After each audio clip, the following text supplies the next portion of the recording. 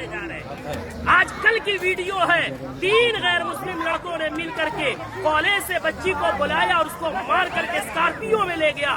3 दिन रेप किया और रेप करने के बाद उसके जिस्म को सरेआम ले आकर के फेंक दिया। आए दिन ये खबरें आ रही हैं।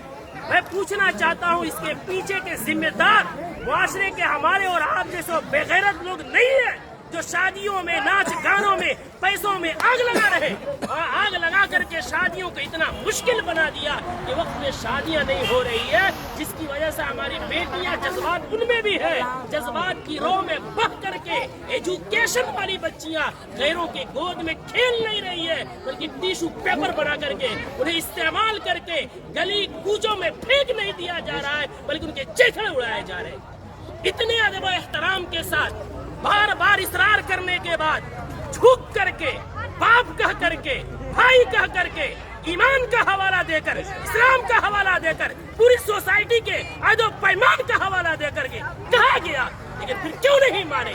जुर्रत की बात है, हिम्मत की बात है। आखिर वो हिम्मत आई कहां से कि पूरा मुआशरा बाइकाट कर रहा है? आप ना चला रहे हैं, चौक पे नचा रहे हैं, पूरा बस्ती इस गुनाह से बचना चाहता है। खुदा का खौफ खाए हम लोग, कल क़यामत में क्या मुंह दिखाएंगे? पूरे गांव में नचाते हुए लेकर आते हैं, मस्जिद के सामने से लेकर आते हैं, पूरे गांव में।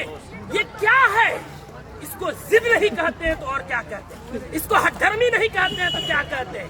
कौन है वो मौलवी, कौन है वो आलिम दीन जिसने कुरान और हदीस पढ़ा है और इतनी सख्ती से मना करने के बाद उस मजलिस में, उस शादी में नाच गाना हो और वो निकाह पढ़ाए, उसका कुरान और हदीस इजाजत देता है? मैं तो एहतराम करता हूँ कि इन्होंने पहले ही जो हमसे मोहब्बत और शफकत के साथ इकरार किया है। कौन है ऐसा जो जिस मजलिस में नाच हो रहा हो, जिस स्टेज में वेशियों का धंधा चल रहा हो, जिस स्टेज में खड़ा हो करके बहनों के पाँव में घुंघरू बांधा जा रहा हो, उनके सरों से दुपट्टे खींचे जा रहे हो, जिस निकाह जो इबादत है उस इबादत के अंदर मुआशरे के लंगे और लुफंगे और लवंडे औरतों के पीछे तालियां बजा रहे हो, वो निकाह में किस मौलवी का इल्म इजाजत देगा निकाह पढ़ाने का?